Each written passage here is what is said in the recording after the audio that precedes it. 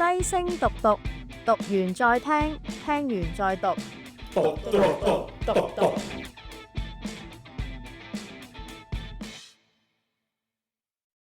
歡迎嚟到低聲讀讀，我係力恒，我係 Bessie，我係 Avis。咁咧呢個世界盃咧就啱終於真係完咗啦。係啊，唔使捱夜啦，恭喜大家！大家好似都有睇波喎，即係點咧？即係呢個世界盃覺得係主要係我爸媽有睇波啦，就會嘈住我咯，同埋有陣時佢哋會係咁播嗰啲精華咯，咁我都會望下精華咁樣咯。其實主要都係喺 Flash 度睇翻啲 clip， 跟住同埋睇下啲球員嘅樣。球員嘅樣係咪都即係唔係睇佢踢波係嘛？睇下啲八卦，邊個同邊個超模女朋友啊？即係都係當娛樂新聞咁樣睇為主嘅你嘛？咁啊，唔知大家有冇留意到咧？世界盃另外一個面向咧，就係同呢一個基督教信仰咧，其實咧都幾多相關嘅表達嘅喎。咁咧就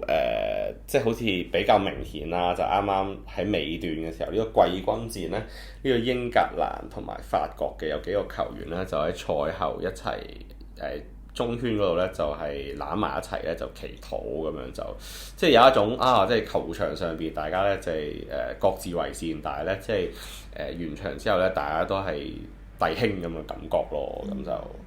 同埋嗰場波咧都即係大家就覺得都相對決賽嚟講就君子好多，唔知係咪咁樣？咁咧就至於咧喺決賽嗰度啦，咁大家都即係一定有留意，就係呢個西班牙就贏咗呢個阿根廷啦。大家可能都會將嗰個焦點擺喺賽後打交嗰啲身上。咁咧就係啦，咁嗰場波咧其實咧就即係打到加時啦。雖然西班牙撳住嚟打，全場射咗20次，射中12球，但係咧對面個籠咧即係阿根廷嘅龍門馬天尼斯都真係幾勁啊！即係救咗好多球波，咁咧所以咧都打到加時啊！咁最後咧喺106分鐘咧就由呢個後備上陣嘅費蘭托利斯啦，咁咧就係射入全場唯一嘅入球咧，就令到呢個西班牙咧最後攞到呢個冠軍嘅。咁咧佢咧慶祝嘅時候咧都幾特別，嗰張相咧就影到佢即係稍為露出咗少少身上面一個紋身啊，就係一個十字架嚟嘅咁樣。咁咧佢賽後咧都有分享翻佢嘅心情啦，因為咧即係似乎佢喺成個世界盃咧就應該踢得唔係幾好啊，就成日俾人批評。咁佢咧終於入咗呢球最重要嘅波之後咧，就如釋重負，就感謝呢一個主啦，就話咧佢咧就主咧就總係咧俾佢繼續前行嘅力量嘅。咁就係啦，咁咧佢咧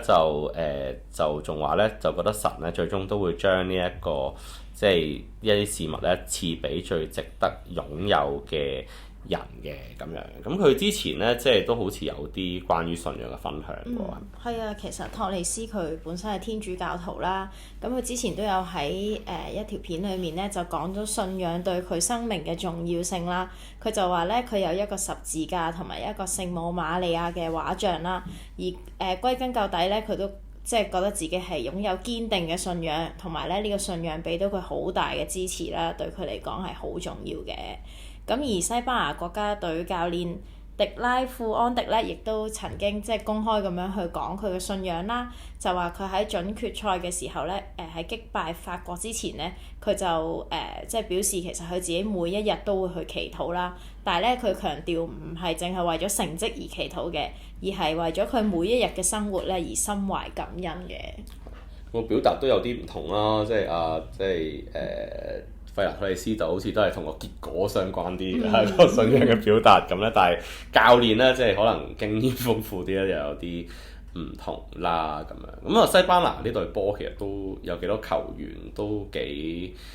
吸引到大家嘅注意㗎嘛，即係都有好多人留意到，例如好長頭髮嘅呢個古古列娜啦，係咪？大家都會留意咗一頭長髮咁啊，背後都有啲故仔啊。係啊，咁古古列娜咧個頭髮就好長啦。我相信大家都見到啦，咁喺呢幾年嘅比賽入邊咧，佢經常都俾人拉頭髮，但係裁判都冇講過話佢係犯規咁樣啦。咁但係點解古古列娜都一路冇去剪咗佢頭髮咧？就係話原來咧呢個頭髮係為咗母親而去留嘅，因為佢踢波嘅時候如果咁長嘅頭髮咧，咁佢嘅媽媽一眼就會認到佢啦。我哋都認到。係啦，咁所以呢個就係佢留長頭髮嘅原因啦。但係佢就話，如果贏到歐國杯咧，就唔介意去剪長頭髮。但係佢相信佢太太會好嬲，因為佢太太非常之中意佢嘅長頭髮咁樣啦。而同埋佢都提及過，佢細個嘅時候，佢同哥哥因為都係長頭髮，就俾人笑過係漂亮嘅女郎咁樣。但係佢都冇話要想剪佢嘅長頭髮嘅。咁古古列娜都好重視佢屋企人嘅，佢大仔係自閉症㗎啦。咁佢都講過話，最困難去湊佢大仔唔係啲咩問題，而係佢唔知道點樣去幫佢。咁所以佢都希望可以幫助到佢大仔，可以更加融入到而家嘅社會咁樣啦。咁所以佢去面對去做大仔嘅決定嘅時候咧，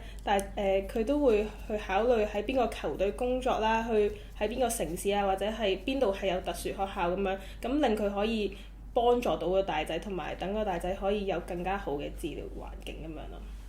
咁啊，即係講完呢個決賽，呢個西班牙對阿根廷啦，咁啊呢兩隊波啦，冠軍亞軍咧都有一個共通點嘅喎，就係咧佢哋咧即係之前咧喺之前嘅階段咧都贏唔到呢一隊第一次踢世界盃嘅非洲小國啊，就係佛得角啊！好勁啊！佛得角真係係啊，第一場咧就係0-0打和呢個西班牙啦，跟住然之後咧淘汰賽階段咧就係2-2打和呢個阿根廷，最後咧阿根廷都係去到加時嘅階段咧，先至過到佛得角呢一關啦。咁咧就係啦，呢一隊波一鳴驚人啦。咁就即係相信咧有留意世界盃嘅朋友咧，都會記得佛得角咧呢個國家，應該而之前咧應該都係冇聽過嘅。咁就即係呢個國家啦，人口咧得53萬嘅啫。咁但係咧有幾千人咧就即係走出街咧就歡迎佢哋嘅代表隊咧係翻去國家啦，咁咧而呢個國家咧同西班牙、阿根廷一樣咧，都係天主教嘅背景嘅，咁咧就即係佢哋嘅主教啦，叫做福特斯咧，佢咧都有向呢一個球隊咧係致敬，就話咧即係呢一隊球隊咧佢哋嘅表現啊，證明咧憑藉住信仰啦、奉獻啦同埋團隊精神咧，我哋總能夠咧係走得更加遠嘅。咁咧佢咧就話啦，呢一隊球隊啊，即係為佢哋嘅國家帶來尊嚴啦，展示咗技術嘅水準啦，仲彰顯咗咧呢個犀利啊，係高尚嘅態度同埋偉大嘅品格啊！即係相信攞咗亞軍咧，都未必咧可以彰顯到，係咪？可能反而咧即係令到人哋有第二啲睇法，咁咧就佢咧就話啊，其實都係嘅。佢哋啲球員咧去對住媒體嘅訪問嘅時候咧，都係好謙遜同埋鬆容嘅，係咧佛得角咧真正嘅一個宣傳大使啊，證明咗體育咧都可以係一所傳遞價值觀嘅一所學校啊，去形容，同埋咧可以見證人類尊嚴嘅絕佳舞台。咁佢就話，即係佛得角呢個國家啦，佢哋係好勤力嘅，好堅韌嘅，同埋咧都係有豐厚嘅基督徒價值觀。咁亦都係多年嚟堅持建立佢哋穩固嘅民主啦，同埋和平嘅生活方式，係咧呢一個非洲大陸上邊嘅一個典範嚟嘅。雖然佢哋領土同人口可能細，但係靈魂、勇氣啊、尊嚴、價值觀，佢哋咧都係偉大嘅咁樣嘅一個國家啦，咁就係咯，即係呢一個即係頭先提到嘅國家咧，都係天主教嘅，咁啊即係但係其實仲有唔少國家咧都係有基督教嘅背景嘅。之前咧見到有兩個都係新教背景嘅國家咧，佢哋嘅教會咧喺呢個世界盃上面嘅互動都好得意喎。係啊，好搞笑啊！講翻喺即係8強嘅時候啦，英格蘭咧就擊戰呢個挪威啦。咁但係喺賽前咧，兩地嘅航空公司同埋國家嘅教會咧，亦都好搞笑咁樣就同對方打賭啦。咁即係最終咧就係挪威嘅教會啦，同埋航空公司咧就願賭服輸，將佢哋嘅 IG 就 set 為英國嘅即係logo 啦，即係英國嘅航空同埋英格蘭教會嘅 logo 啦。咁其實試完咧就係即係挪威教會就下戰書啦，就問英格蘭嘅教會願唔願意即係打個賭啊？如果我哋贏咗咧，你哋就換我哋嘅 icon 一日啦咁樣。咁結果就因為挪威輸咗啦，咁佢哋都有換翻即係英格蘭嘅 logo 嘅。咁但係即係呢件事都我諗都係引嚟好多人去即係討論同埋覺得好有趣啦。而即係到即係挪威真係換咗 logo 啦，換完啦。然後佢換翻原本嘅 logo 嘅時候咧，佢亦都有喺 IG 度話做咗一日聖公會嘅教徒都真係好有趣咁樣。係，即係因為挪威同埋英格蘭嘅教會雖然即係嗰個國教會啦，雖然都係新教教會，但係一個就係英格蘭就係聖公會嚟嘅，然之後挪威其實就係信義宗咁樣嚇，所以其實佢哋都有少少啊教義上或者宗派上嘅唔同咁樣啦，咁所以都好得意。係，但係又可以一齊玩下咁樣，所以都幾得意嘅。咁啊，即係所以都好多人有覺得呢一個打賭都好有趣啦，亦都有啲人就問即係教會都可以打賭嘅咩？咁樣咁就即係有好多好有趣相關嘅討論啦。咁我都就住即係呢一個咁有趣嘅事咧，就問過一位喺香港服侍過嘅挪威差會嘅同工，咁Mel 啦。咁咧佢咧就同我哋講啦，咁就話其實覺得教會咁樣做咧，都顯得佢哋好貼地啊。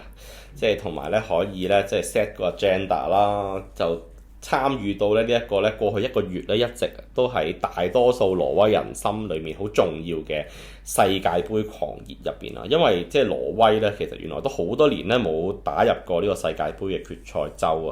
咁所以即係大家都好興奮啦。同埋我諗都唔係淨係挪威人留意到挪威隊啦，大家對於呢個夏林一定咧都係非常之有呢一個嘅印象啦。咁咧佢就話雖然佢哋其實英文係用 bet 呢個字啊，即係打賭咧，好似都會牽涉到好似 gambling 即係一啲金錢賭博咁。但係其實教會呢個即係 challenge 入邊都冇真係牽涉到金錢嘅，咁所以都只不過係教會喺呢一個 social media 上邊一種同人 engage 嘅方式啦。咁咧佢事實上咧佢都即係幫教會咧講翻其實佢哋嘅參與咧都唔係淨係抽下水喺網上，即係換下 IG icon 嘅。其實咧如果睇翻咧佢哋去挑機英格蘭教會嗰條片咧，其實咧就有好多挪威嘅唔同嘅教會啦，喺世界盃期間舉辦咗好多相關活動嘅。其中一個最重要嘅咧就係話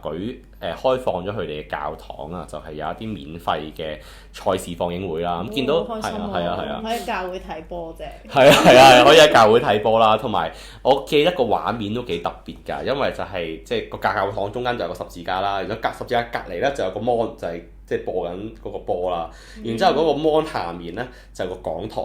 跟住講台上邊咧就冧咗支國旗喺度。咁但係咧嗰個國旗咁當然可能表達佢哋對國家隊嘅支持啦。咁但係咧又同掛其他國家嘅國旗個感覺好唔同嘅喎，因為挪威嘅國旗正其實就係一個十字架嚟嘅，咁可能都同佢哋即係都反映到佢哋國家嘅即係一啲背景啦，同埋即係佢哋個信仰同佢哋國家嘅嗰個嘅連結咁樣。咁係啦，咁佢咧就話其實呢一種開放咧，對於當地嘅兒童同青少年嚟講咧，就尤其重要啦。因為例如如果你要出街即係睇波嘅地方咧，我估可能係酒吧之類啩，可能比較多人會去。咁可能都有啲年齡限制，年輕人未必入到去睇啦。咁但係教會開放咗咧，佢哋就可以免費咁去一個地方睇波啦。咁所以都係一件好開心嘅事嚟嘅。咁都唔單止係呢班兒童同青少年啦，而呢個世界盃係為咗成個挪威嘅社會都帶嚟咗凝聚力咁樣。Mel 都有講過話，佢今次挪威晉身到世界盃咧，令到佢哋成個國家都好興奮，因為上一次嘅決賽周已經係28年前啦，而佢哋由細到大都係不斷聽自己父母話，哇，當年一齊去睇世界盃係好興奮㗎，但係佢哋根本就唔知咩事啊。咁而家28年前，你哋兩個都未出世。我都冇睇過1998年世界盃嘅，咁即係咁講係。可能有下一次可以睇到我哋，係啦。咁對佢哋嚟講係真係美夢成真咁樣。咁所以佢哋喺小組賽之後嘅每一場比賽咧，佢哋都冇話特別有壓力，因為每一次都係一個額外嘅獎勵咁樣啦。咁最後打到入8強係真係對佢嚟講一個好大嘅驚喜咁樣嘅。而Mel都有話嗰陣時13號星期一嘅時候，國家隊嘅隊員翻嚟首都嘅時候，佢哋有18萬嘅民眾出嚟歡迎佢哋啦。咁可以見到成個社會係對於呢次嘅盛事係有幾大嘅凝聚力同埋去去支持佢哋咁樣嘅。咁同埋佢哋都有分享一個好特別嘅畫面，就係佢哋半夜嘅時候聚集咗喺呢個國王嘅城堡外面。咁你大家知道挪威而家係全日都係日頭嘅，所以佢哋凌晨嘅時候都係日頭啦。咁走去喺佢嘅門口嗰度打氣咧，就呼咁樣嗰個，咁就係啦，就去喚醒佢哋嘅國王咁樣。咁可以見到今次世界盃係真係將挪威人連結埋一齊，同埋佢都有講過話挪威人本身係比較怕醜啊，佢好驚同啲三個人傾偈，所以呢個足球真係打破咗呢個隔閡，等大家聯繫埋一齊。足球嘅魔力其實有時都幾犀利，即係可能平時大家都未必會睇波，但係嚟到世界盃啊，或者牽涉到自己地方或者國家嘅一個代表隊咧，大家都特別團結咁樣啦。即係我諗香港人都唔會陌生嘅，即係之前有一段時間